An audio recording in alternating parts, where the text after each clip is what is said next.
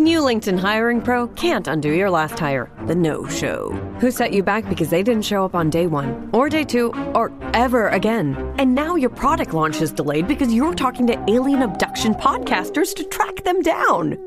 But LinkedIn Hiring Pro can help make sure your next hire sticks. In fact, businesses who use LinkedIn are 24% less likely to reopen a role in the next 12 months. Hire right the first time with LinkedIn Hiring Pro. Post a free job today at linkedin.com/quality. This episode is brought to you by Accenture. When your advertising operations fall out of sync, everything else follows. Spotify and Accenture are working together to reinvent the rhythm of ad sales, using automation, analytics, and smarter workflows to simplify campaign delivery and access better data across the business. The result? Less time spent on operations, more time connecting brands with the moments and fandoms that matter most. Learn more at accenture.com/Spotify. This podcast is part of the Robots Radio Rocket Club, a program designed to help all podcasts reach their full potential. For information about joining the Robots Radio Rocket Club, check out robotsradio.net. Welcome to the Final Fantasy Lorecast, a podcast dedicated to the history and lore of the Final Fantasy series. Join us as we take a deep dive into the different worlds, characters, and so much more. Welcome back, Warriors of Light, to our another episode of the Final Fantasy Lorecast. I am one of your hosts, Ben of Temeria, followed by my two other hosts, Trey. Hello. And Steven. Hey, what's up? And you all know this week we are doing our final episode on the crystals, finally. Which is, it's been a lot. But we are going to go over through Final Fantasy XII all the way up to 16 with some side games in there. Now I will let everybody know now, 16, it's nothing spoiler for the story. So no one has to worry about if you haven't played 16. You don't have to worry about, there is no spoilers.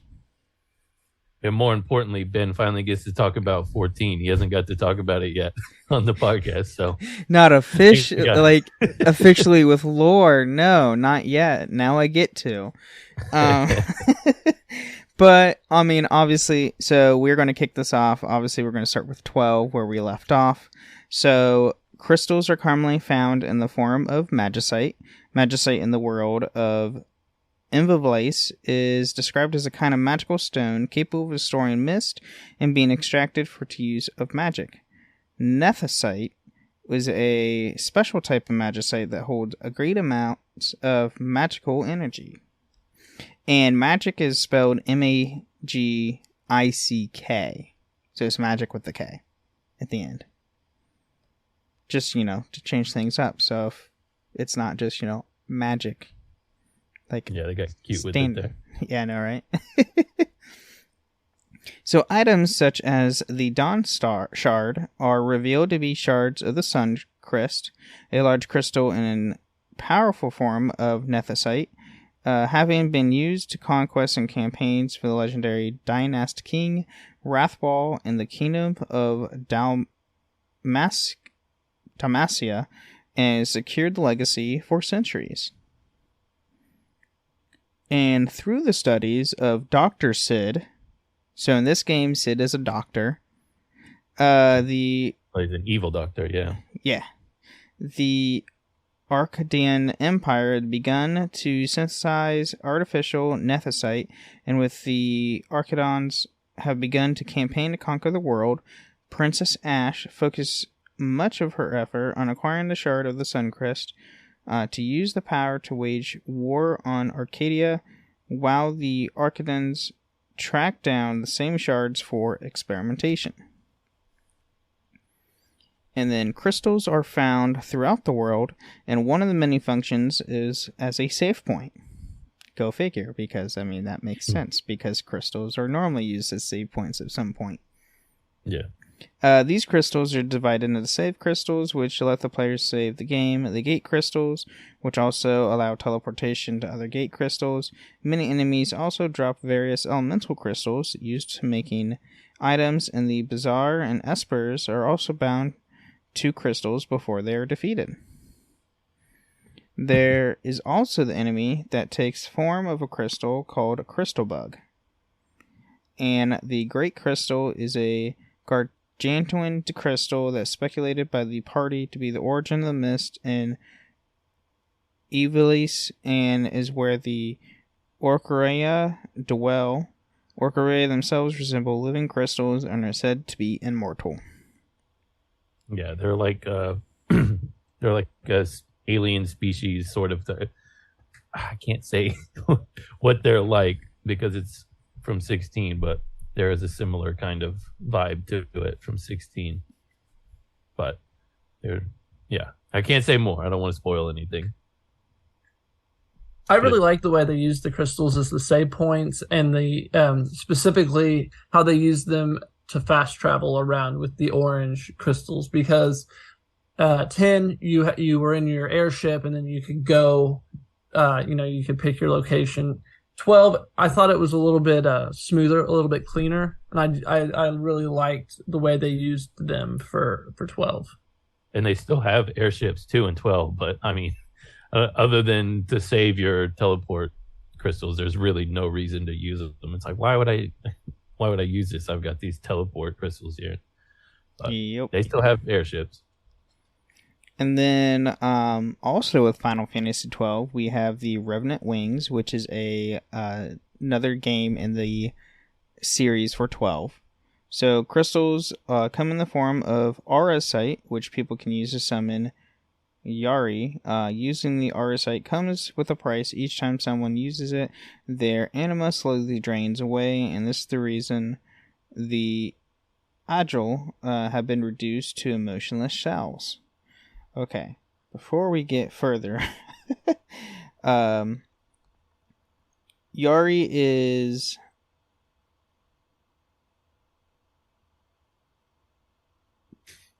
essentially summons. Anima is obviously going to be like one's like life force.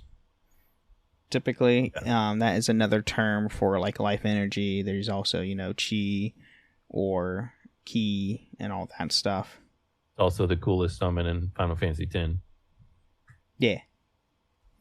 And the Agile are a race of winged humanoids. So think of people with wings, like Hawkman, Hawkgirl from DC. Literally that. Cool. You never see them in just straight 12. I've never heard of this game. I think if I recall, it might have been Japan only, because Japan did have some side games that were specifically only released in Japan. That would make sense.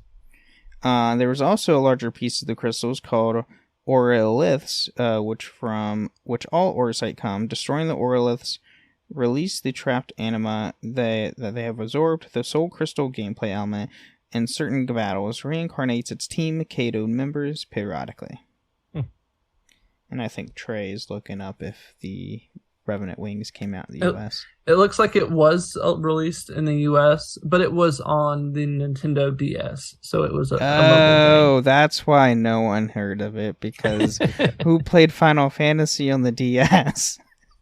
Because and to be fair, I think 12, when it was released, it wasn't very popular because the battle system was so different from anything that had been Final Fantasy before, with it being so active. And I think there was a lot of backlash towards that. It wasn't an easy transition for the fan base. It's true. I hated it when I first played it, but the more you get into it, and you can even look up like guides if you really wanted to, but honestly, after playing through it this latest time, it's my favorite gameplay of the entire franchise. Well, I think. Did they change things with when they re-released it for the Zodiac Age? They did, but not gameplay wise. It was like the job board that you get a second job.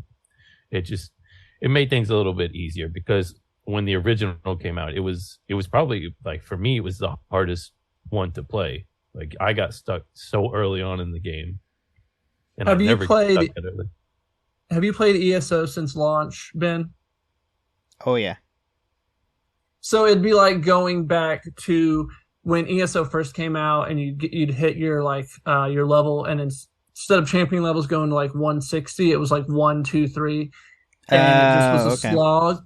It would be like going from that to just the streamline. The quality of life is so much better with the Zodiac version, but the core gameplay is all the same. Yeah. Gotcha. Okay. That makes sense. I agree with Steve, though, about 12 being severely underrated, and I appreciate it so much more now. Like, back then, I was with everyone else cracking jokes about how it was just a Star Wars ripoff, and now I go back and play it, and I just absolutely love it. You're not wrong. It really is a New Hope. It is pretty hilarious. But oh no, that means so many games to play. I've only played bits and pieces of 12. I've never actually sat down and ran through it. It's severely underrated, but there is if you think 9 gets into the action fast, 12 is just the whole game. There's barely cutscenes. It's just straight action the whole time. You're running or you're fighting, and there's no in between. There's cutscenes are 2 minutes long, and then you boom right back into it. All right. Well, for whatever reason, they also have my favorite hunts, but that's probably enough. We probably went on long enough about 12. So after 12, we obviously have 13. So crystals interact on the world of the form of the Foul Sea. Godlike machines powered by the crystals. Their power seems limitless as they help to create Cocoon, which is essentially another moon in the world of Grand Pulse. These entities can create Ilse by planting a crystal shard known as an Edolith. Somewhere inside the human body, the EC are, to a degree, their avatars in the world. And then we have Elsie, which can use magic and summon Eidolons via their Eidoliths, and if an IC fails in the task they are given, the power of the crystals will turn them into monstrous crystallized seeth if they complete their focus. IC are rewarded with eternity by becoming lifeless crystals, because both fates are considered to be fate akin to or even worse than death. Cocoon civilians live in fear of the IC and cast out those become as such. Jeez. The words they use in this game. Well, yeah, the Lassie, they're they're the ones who get the tattoos. I've seen a lot of those tattoos out in the world. I didn't realize 13 was as popular as it is with the people who love it. They seem to really love it. And then humans, like the Foul Sea, also possess crystal powers, though in a different manner. Crystal is the universe's life substance. The crystals power the Foul Sea like a computer processor, give them amazing magical powers and making them immortal and capable of aging. Yet the humans possess an even greater power. When a human dies, their souls turns into crystal energy and passes through the door of souls to be eventually reborn. And then the Foul Sea envy this trait, as they do too, would like to possess through the Door of Souls, through reunited with their maker. During the game's final chapters, the party can observe the crystal energy in the air as tiny glimmering shards. It's pretty standard for Final Fantasies. The death and rebirth, through a different body.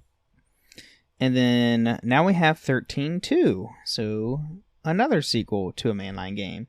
So, when Noelle and Sarah defeat a monster in battle, they gain its power in form of crystal and summon it to fight alongside them.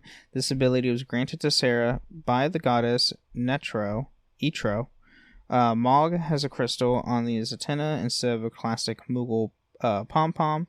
It is also incorporated into the weapons he turns into.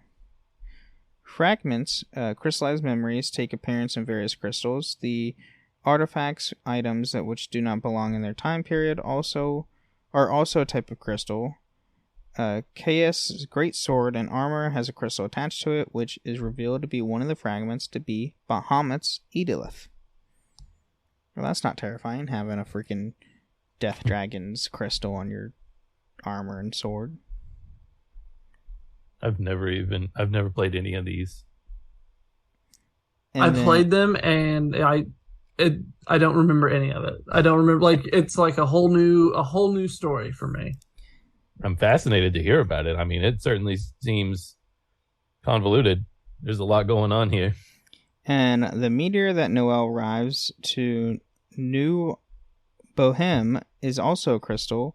Atlas is powered by a type of crystal. The Historia Crux utilizes a crystal as a means of preserving the states of locations that have previously been visited, as the completed locations bear the message time and memory frozen in crystal. And then there is a link between the deities of the crystals in the Fabula Nova Chrysalis universe, as the fragment Brunasvel sleeps mentions that the crystal gives birth to all things via the deities' wills, and that the internal dream world of the crystals lie within the unseen realm. Oh wow.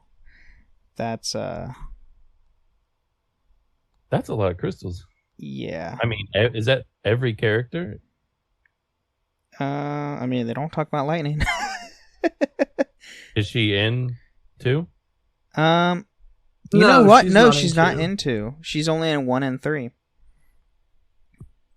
Yeah, 2, you're searching for lightning. You play as her sister, Sarah, Snow's fiance wife. I don't remember if they get married in the end or not, but yeah, you play as her, and then Noel's like a time traveler from the end of times. He comes back. Very convoluted, but makes a little more sense than when you read it out. Yeah. It seems to be the case with all of these. And then, last but not least, we have Lightning Returns, Final Fantasy XIII. So random encounters sometimes transform into green crystals upon being defeated, to Snigify, dropping the ability for lightning.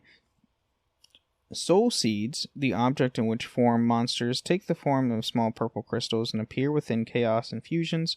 Special merchants pay to gather Soul Seeds during a quest in Luxoron related to Vanelli. Lightning must find a crystal shard that Vanelli uses to keep to contact with Fang. And in the data log, it is stated that Brunevel's true form is an everlasting crystal. After the apocalypse, Lightning and her friends are forced by a large crystal in a void, which shatters and triggers the birth of a new world and releases the souls of humanity. Oh my gosh. So if anybody wants to know more about the Final Fantasy 13 in the series, you can go play them on Steam, or they are backwards compatible on Xbox. It's really weird. The 13 series, 13, 1, 2, and 3, for some reason they have not ported those over to PlayStation. It's something to do with how they were made on the PlayStation 3. Which makes sense because like that, yeah. PS3 games obviously did not work on PS4 because short story here. The PS3 archetype structure for games was so vastly different from the 2 to the 3, and then also from 3 to 4, to where the tech were so if you go back and listen to developers during the PS3 and 360 time, it was a living nightmare during those time making games, because 360 was still using CD-ROM, so Xbox is still using CD-ROM, and same as Nintendo with the Wii and all that, they were using CD-ROM as well, where PlayStation transitioned to Blu-ray. Blu-ray obviously can add more data to one disc. Therefore, when they develop a game, they have to have 2 different models of the game being created specifically for the 2 separate consoles because of how the data has to be stored onto a disc. Ugh. Yeah, it was a living nightmare. But you could to get it back... go ahead, Steve. I was just going to say real quick, you could play PS2 games on PS3, right? If I Only remember. On a very specific model of the PS3. And by that, I mean the OG model that first came out. Any model after the original, the Fat Boy. Every model after the Fat Boy did not have backwards compatibility. Okay. I guess, yeah, I always had the original. I never got the Slim, so that makes sense. Yep. So what were you going to say, Trey? Oh, just the crystals in 13, they sound a lot like the live stream from 7. I know we tend to go back to that a lot, but it sounds a lot like that's just kind of the live stream of that world. Yeah, and they both have an apocalypse at the end, so. Yep. That is also true. But at this point, I think we're going to take a quick mid-break before we dive into the next game. Oh boy. This summer, say I do. I am marrying a stranger. Like never before. Am I crazy? It's a whole new Married at First Sight on Peacock. Thank God I woke up in love. With new experts. My name is Dr. Lisa. My name is Paul Brunson. More couples. This could be the start of a very successful marriage. And more surprises. Or maybe not. Everything is just not enough. You're a little bit crazy. I don't know what's going to happen. I want my fairy tale ending. Married at First Sight, now streaming. New episodes Thursdays, only on Peacock. Hey, it's Ryan Reynolds here from Mint Mobile. Now, I was looking for fun ways to tell you that Mint's offer of unlimited premium wireless for $15 a month is back. So I thought it would be fun if we made $15 bills. But it turns out that's very illegal. So there goes my big idea for the commercial. Give it a try at mintmobile.com/switch. Upfront payment of $45 for 3 months, $90 for 6 months, or $180 for 12-month plan required. $15 per month equivalent. Taxes and fees extra. Initial plan term only. Greater than 50 gigabytes may slow when network is busy. See terms.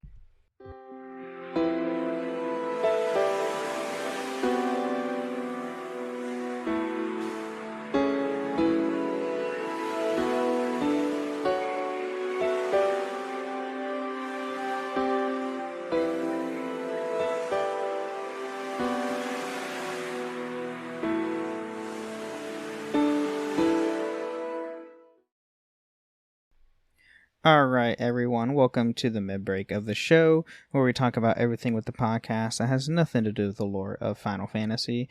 And at this point, I just want to thank everybody who is listening to the show and continue listening to supporting us. If you do want to support us, there's a few different options that you can do that. You can support us through patreon.com/Final Fantasy Lorecast, where you can join us and get ad-free episodes. You can get even join us on once a month on the show of your topic of your choosing. We can talk about anything Final Fantasy, theories, games, what you play in 14, anything that you want. Doesn't matter. And then you can also support us by leaving reviews and ratings on Spotify and Apple. On Apple with a 5-star with some words we'll read out loud the next time on the show.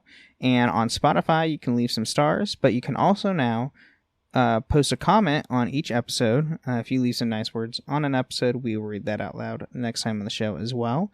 This week we don't have any, but that is okay. I do have a private message from a friend who is listening.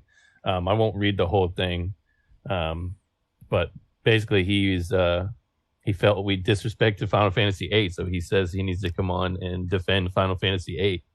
Oh boy, he wants to be an 8 truther and discuss why it's his favorite. What'd you guys say? I can't remember.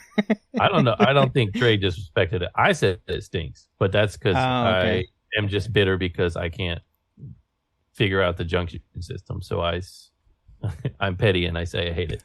But that's just me. That's fair. And I do have a comment from Lotus of Doom. If anybody knows, he is one of the hosts for the Elder Scrolls Lorecast, and he doesn't even play Final Fantasy, and he loves listening to the show. Awesome. So it's great. Well, Final Fantasy was my first Final Fantasy, so it does have a special place for me, even if Irvine makes no sense whatsoever. And we all know this. We all just have to accept that is just the biggest plot hole in Final Fantasy. He did say he's really enjoying the podcast. We have a just your comment towards 8 specifically. Yeah, we have a running joke about 8, whether or not 8 or 9 is the superior game. People hate what they can't understand, and you can't understand 8. That's certainly true. It's on me. I take full responsibility that I'm bad at it. Oh my gosh. But you can also join us on a few different Discords. You can find us on the Robots Radio Discord at robotsradio.net, where we have a channel for this show as far as my other shows as well. Holocron Histories and Wizarding World Lorecast. And you can join us on our own Discord called Ben and Friends Podcasting, where we have channels for this show, Wizarding World and Holocron as well, and where we have a free company now on the Seraph server of 14 called the Crystal Lore Masters. So if you are on Seraph or want to join us, you can create a character, log into Seraph, and just message us, and we can get you on to the free company. Is there anything else you guys want to add? You could catch me on there every once in a while being mad about how much I have to run from place to place. That's an MMO. Yeah.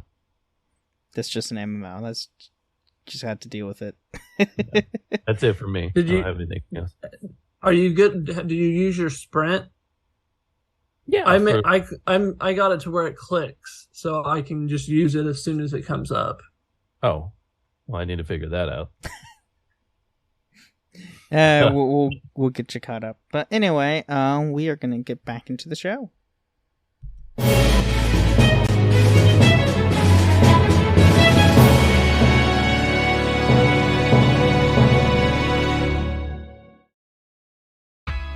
This episode is brought to you by State Farm. Listening to this podcast instead of doom scrolling? Smart move. Another smart move? Getting help from one of State Farm's 19,000 local agents when you choose to bundle home and auto. Bundling, just another way to save with the Personal Price Plan. Prices are based on rating plans that vary by state. Coverage options are selected by the customer. Availability, amount of discounts and savings, and eligibility vary by state. At Blinds.com, it's not just about window treatments. It's about you, your style, your space, your way. Whether you DIY or want the pros to handle it all, you'll have the confidence of knowing it's done right. From free expert design help to our 100% satisfaction guarantee, everything we do is made to fit your life and your windows. Shop up to 40% off with minimum purchase and a free professional measure right now at Blinds.com. Plus, pay at your own pace starting at 0% APR with Affirm. Terms apply. Alrighty. Speaking of 14, we are now into Final Fantasy XIV. So, finally, crystals in 14. There's a lot. So, first off, we have aetherites. Crystals are massive shards of crystallized etheric mist, precisely cut and fused to arcane machinery. The origin and technology is unknown, and is apparently wholly unnecessary beyond aesthetic purposes, as beastmen tribes make use of aetheretic fashioned entirely of raw crystal. So, what you see in-game is just to make it look pretty and cool. It's essentially what it's for. I mean, I love the system. Yeah. And the Aetherite primarily serves as means for the Warrior of Light to get place to place. So, just like in 12, where, you can use crystals to teleport, and there's airships. Well, you have the same thing in 14. Though you don't get airships until, like, a good... I wouldn't say in that good point. Like, after your, like, starting city story is when you get to an actual airship. So you can go to other places. But once you unlock the attune to that sped aetherite, you will barely ever use airships. Yeah, I mean, so basically like 12, where... Exactly. They're there. You could, if you want to. And if you want to be cheap, they do have the chocobos you can ride if you're going to somewhere in the same area. Yes, there is chocobos as mounts. There's other mounts as well that you can get later throughout the game or buy or whatnot. Not even the mount, but like the chocobo like system. Oh, the porters. I think it's the porter. Yeah, the chocobo porters. Yeah, you can spend like I think like 100 gil to go to like specific places. Oh no, way cheap. It's like cheaper than that. 3 gil. Yeah, it's like 3 or 4 gil, 5 gil. Oh, that is super cheap. Yeah, and it gives you a chance to check your phone real quick while they run you to your area. So if you're like Steve and you don't like running around, just use the porter system. It's very handy. Yeah, but You can't make a stop. It goes literally from place to place to where you need to go. And then elemental crystals and shards can also be gathered to fuel item synthesis. Most crystals are expected to be one of 6 elements, but some are drained of their elemental aspect, which are called deaspected crystals, or exclusively aspects called over-aspected crystals. And then Mordona is littered with naturally occurring crystals as a side effect of the environmental damage caused by the Battle of Silver Tier Skies. As opposed to the enshrined gems seen elsewhere, crystals are a scenery as a common element in final and significant areas for much of the series. Yeah, the Battle of Silver Tier Skies is literally like the first cutscene, like major like cinematic that you'll watch when you start 14. And it's literally the Garlean Empire invading Eorzea, and Midgard Summer comes out of flipping nowhere and just wrecks everything. And then takes down a giant airship, also killing him. Ish. I thought it was Bahamut. Nope.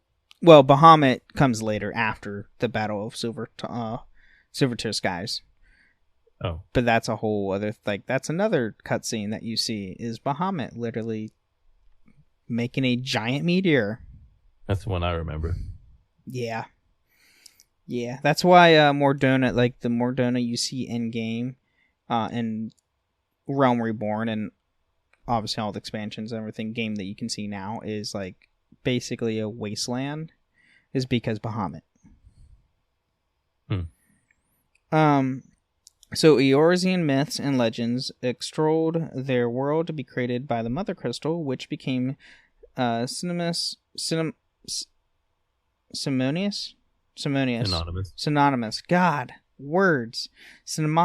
with Hydaelyn, an elder primal who serves as a protector while using as a medium to communicate with others. The Mother Crystal is located deep within the depths of the source, and initially was part of the conflict between Hydaelyn and the Ascians, who sought to give the Mother Crystal to Zodiark. The Mother Crystal can bestow special crystals of light on certain individuals. The Warrior of Light attains 6 of them through the course of the main scenario. These crystals act as a conduit of the blessing of light. Hydaelyn later bestows the vast ether within the Mother Crystal to the Scions of the Seventh Dawn, so they can use to reach the Meteorland, followed by Xenos Clavius, consuming what remained of the Mother Crystal. And then 4 crystals can be seen during the animation of the Thunder Mage ability Shift Cast. And the second part with Xenos Glavius, that is during the Stormblood expansion. But I was wondering when we get to the convoluted part there. Was. Yep, that is Stormblood. That is through one of the expansions. And the Thunder Mage is the class that you then become a Black Mage. But yeah, I mean, there's a lot more with crystals in 14. It's just, that would be an entire episode on itself, because that is literally the entire storyline for the game is specifically around a crystal. And just go play it. Just come join us. Just go play it. That's all you need to do. I'm not going to get I love. Do you enjoy being on this side of it, Ben? Like normally you're like, oh, I don't know what happens, and we're the ones trying not to spoil things. But for this one, you get to be the one over there smiling, just knowing what's coming. Yeah, it's interesting. That's for sure, because I don't want to spoil things, because it's such a great game. Hence why it's going to go on for probably another 10 years. Oh, I can't wait for you to get through 9. And then after 14, we have 15. So we all know what Trey feels, or Steven feels about 15. Oh. And Trey. So it's not my least favorite game I've ever played. That's fair. I can give it that much. So the crystal is a powerful magical artifact in the world of Eos. The crystal's powers is that the light and is source of the unmatched magical power is kept by the kingdom of Lucius and protected by the line of Lucian kings. According to legend, the crystal is of divine origin and was bestowed to humanity alongside the Ring of Lucy, which harnesses the crystal's power for a chosen few. The ring itself holds a small crystal. A legend speaks of the King of Light, the one who will wield the full powers of the crystal to save the world from darkness. The crystal mythos in Final Fantasy XV incorporates many traditional Final Fantasy elements. And the Disk of Kothos is a site where the remains of the crystalline meteorite lie, said to have been caught by the astral titan eons ago. The crystal meteorite burns with a blue light, and the town of Lestrium uses shards of it as a power source. I don't mean to repeat myself, but where was all this in the game? I mean, I think I remember the disc of, however you pronounce that. I think that's like that big giant thing you see after you first leave the garage. You drive by, yes. like, oh, here's the giant structure. Mm-hmm. And I always drove by it being like, oh, that thing would be cool. It would be neat to go explore that. But see, the thing with 15 is, since it was the true open world, that's not the MMO, you have to read a lot in the in the context stuff, flavor text and all that stuff to really get a whole lot. I feel like the story wise with 15, it was mostly like, you know, you and your bros just going out camping and you know, trying to save your fiance, eating cup noodle. Yeah, like, you know, the game is massive on scale for a Final Fantasy compared to like the next one we're going to talk about, which, I mean, 16 is still massive, but like compared to 15 had way more content because you can freely roam around and do other stuff. I mean, it's big, but 16's there's long. not a whole lot. 16's long because cutscenes. Yes, but 15 there's a lot of open, empty space where there's nothing. That's also true. You can run for an hour and not run into anything. That's also true. Yeah, it's big, but whoopee, there's nothing to do in all that space. But anyway. But there's space and it's cool. Yeah, look at the scenery, look at the environment. Like, that's what they had. Do they have hunts in 15? I don't really remember. Yeah, they do. I think they did. Yeah, they did. That, you know that restaurant that you go to that's right next to yeah, the yeah, garage? yeah. You do you do them hunts at the restaurants. Yep. But I feel like 16 does a much better job of utilizing the open spaces for hunts and stuff. Like, I just remember 15 having tons of just blank area. And the thing with 16 is like each area is like, you know, sectioned off from the rest of like where you can actually go. So you're not like, it's not true open like how 15 was. Yeah. It's a semi open world, which there are plot blocks, you know, right. They're like, you can't go here yet. And then with 16, now we're talking about 16, we get into Final Fantasy 16. So, crystals in the land of Valistea, thank you, are mountainous monuments that bless the realms with ether. People revered to flock with them, using the ether to ease their lives. As the crystals are the power of the land, great wars have been waged across for them, but an uneasy peace was prevailed for a long time until the coming of the Blight. And that's all we can say. And that's all we're going to talk about for 16, because go play 16, because it's an amazing game, and the entire storyline literally deals with crystals. Yeah. Yeah, it might be the most, like, other than 13, which apparently the entire game had crystals just sprinkled throughout. 16 is like the plot revolves around it. The entire 13 didn't really have crystals. It was much more like floating around. It was much more a live stream type thing. Like the Lassie, the way they were differentiated from regular humans was they had a tattoo. Right. Was it 13-2 where like every character had some kind of crystal? Oh yeah. I guess, but in terms of crystals being important, I don't remember anything coming close to what 16 did in terms of just story. I guess more story importance. Like, yeah, they're prevalent in 13, but I mean, they're prevalent in the way that Moogles are around in 9. What about 14? That's a very big plot point. I mean, it's also a huge. Apparently, it's also a huge plot point in 9. You just don't really know it for a while. Yeah. Right. So normally we would stop with 16, but we do have some side games. So we do have Final Fantasy Type 0, which was the first Final Fantasy that was that came out on PS4, Xbox One. So a crystal is located in each of the Peristylium of Orients, bestowing the nation with their blessing and power to its citizens, representative of mankind's pursuit, said to have been found long ago within their respective regions. They act as a means of political power, allowing their people to rule over their lands with the means of protection from invasion and to inspire hope. The crystals are sentient, and their will is often expressed through a Isia, and choosing who's unable to oppose the will of the crystals. The people of Orsia revere the crystals for their power, and in return the crystals erase the personal memories associated with those who die among them, or among those who knew them.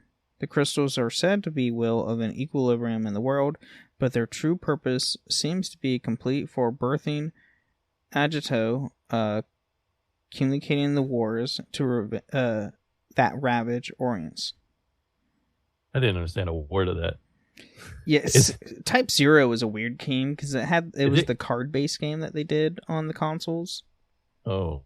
Yeah, it had like a card-based like combat system, I believe. In fact, like I've only played like a little bit of it, like when it first came out. Is it connected to 13? Because there was that same. I think it's in the same like universe, but I don't think it's like directly tied to 13.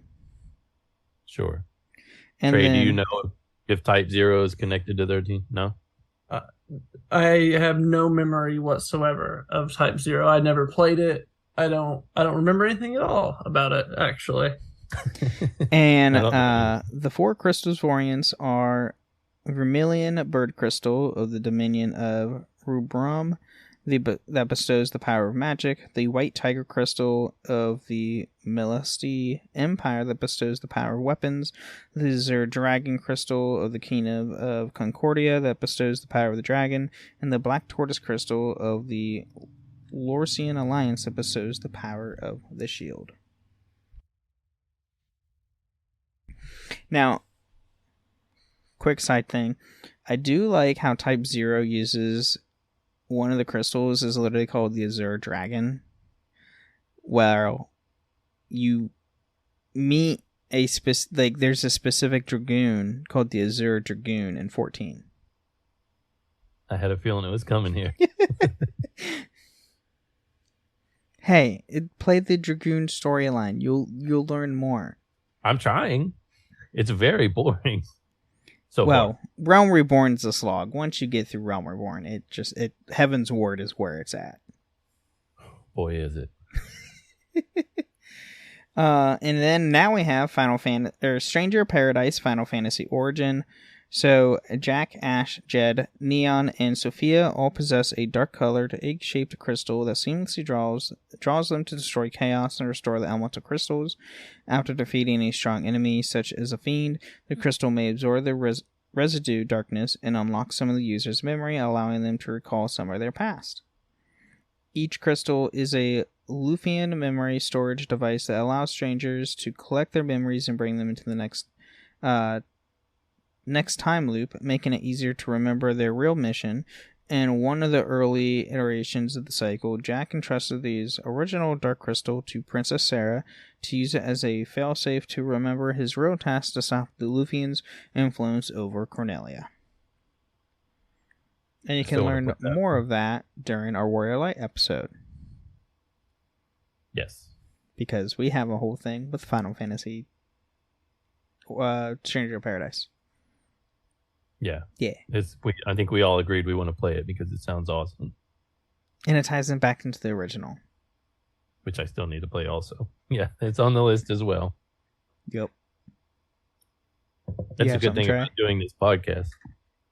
No, okay. No, I got halfway through it and I got turned around and I just never got back to it. So okay. Again, I just miss being able to navigate and being told where to go. I know it's not the most realistic thing, but I don't like getting turned around. I agree. That's why I like 10 so much. You have no choice but to go forward. You got one path to go on. And then now we have behind the scenes. So this is obviously behind the scenes of how the crystals were made and all that fun stuff. So, okay, Hironobu Sakaguchi. Thank you. Attributes to the inclusion of the crystals in the original Final Fantasy designer Koichi Ishii. That you're on your own with that one. Ishii has stated that, and the major theme of the game was the world exists because the elemental forces of nature in the Final Fantasy explored the relationship between these elements.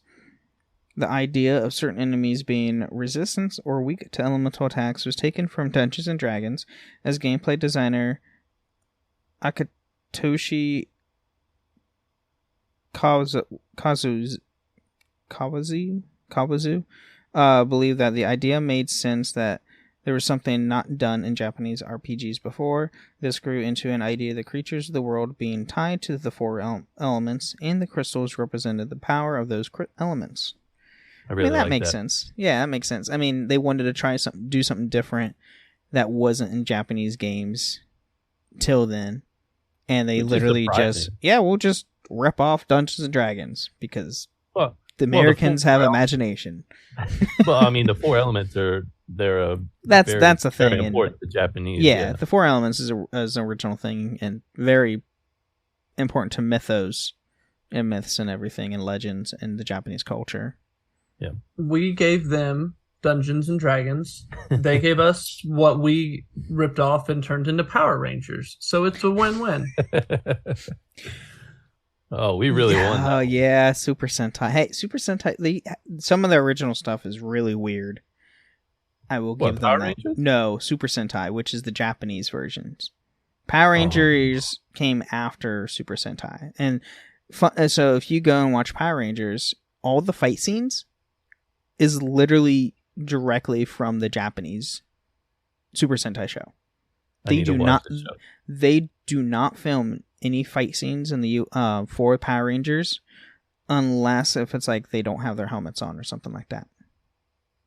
That is the only time they actually film fight scenes. Until I think like the newest Power Ranger series is actually the first original Power Ranger series to where they're doing everything for once. But I mean, all the I don't want to go off on a tangent about Power Rangers, but I mean, all the guys, I'm pretty sure all the Power Rangers were at least familiar with martial arts. So if you watch the original Mighty Morphin Power Rangers, all the original actors had some sort of like background with being a gymnast, martial arts, dancing, anything like that. Like Jason, the actor who plays Jason, and then obviously Jason David Frank who plays Tommy. So the Red and Green Ranger / White Ranger, they knew legitimate martial arts. Everyone else knew like bits and pieces. Mm-hmm. But yeah, all the fight scenes when they're in costume with helmets on is directly pulled from the Super Sentai. They just dub over the voices. I need to watch this now. It's hysterical. I just enjoy that I can just drop a little tidbit and then you guys just go off for like 5 minutes. I've watched Power Rangers since I was a kid and I've seen every series, but it's just hilarious that they like oh my gosh, directly rip off like everything. Yeah. That's hilarious. So anyway, back on topic. During the development of Final Fantasy II, some employees at Square were hesitant to make it a numbered sequel if it was set in a new world, and it was agreed to retain some elements of the first game setting to appeal to its fans.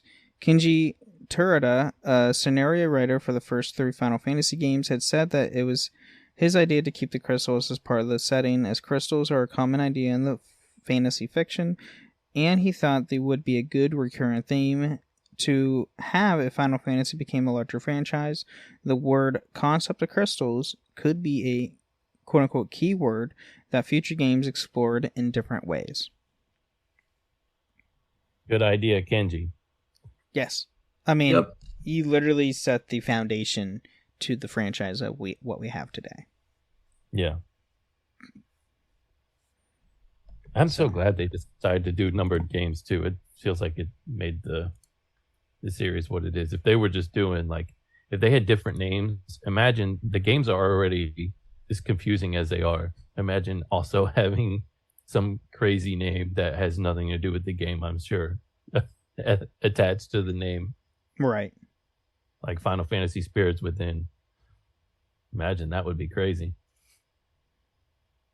And I mean, I know we're wrapping up, but I think crystals is probably one of the first things I think of anyway when it comes to Final Fantasy. It's probably the first thing I think of, really. I mean, when it comes to Final Fantasy, is crystals. Yeah, crystal. I would say so too. I mean, it kind of helps that it's on most box arts. Yeah. So there's or that. a chocobo. Or really? chocobo. Yeah, or a Moogle. Yeah. I mean, they have a bunch of stuff. There are lots of options. I think the only one that actually has a crystal is 9, right? I don't think any of the other ones have. I think 1 had a crystal on it. Well, the first 3 or 4 all had so many different box. I think 11 and 14's box art had crystals on it as well for the MMOs. No. I'm pretty sure 14 did. A lot of them ended up having characters from this. I think 1 ended up having Warrior of Light on there. 3 had the guy with the daggers. 4 had Kane. The Dragoon. Yeah. Yeah, they had Kane on the front. So most of them end up being characters. True. But at some point, they had a crystal on there. And before we do wrap up the show, I just remembered this. There is another thing with crystals, which it's called the Final Fantasy Lost Stranger manga. Crystals do play a part in that manga series. It's just essentially when someone dies, they become a crystal. They become a life crystal. And then typically in that world, they bury that life crystal as as for the body. But with the main character being, isekai'd into the world of Final Fantasy, thinking, oh, well, can't we just use rays or, like a phoenix down to revive? Right. It's like, oh, no, those are part of myths. And it's like, what? So, and then he goes on a journey trying to find powerful magic to raise the dead. Oh. Yeah. Really good manga series. And it right at the get-go, it really tells you, these things could possibly exist in the world and probably do exist because he has a special power that is supposedly from myth, which is Libra, which is the magical eye ability that you can see all descriptions of things. Yeah. And 12 is how you see traps on the ground. So, really cool. And if you like 14 or the MMO stuff, the manga series is heavily based on that stuff. But it takes stuff from all the Final Fantasy series. You'll see enemies types, you'll see enemies and characters literally copy and pasted from a game into the manga.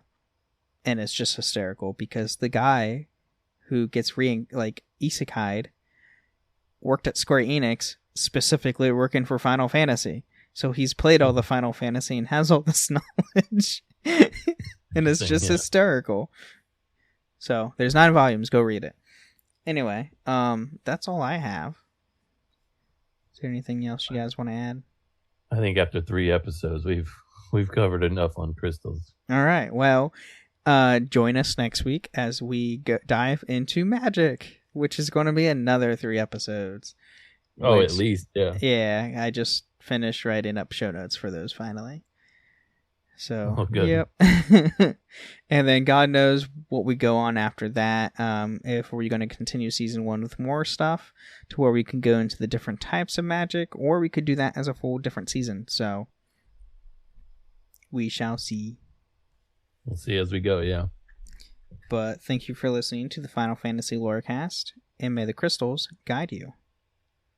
Thank you for listening to the Final Fantasy Lorecast.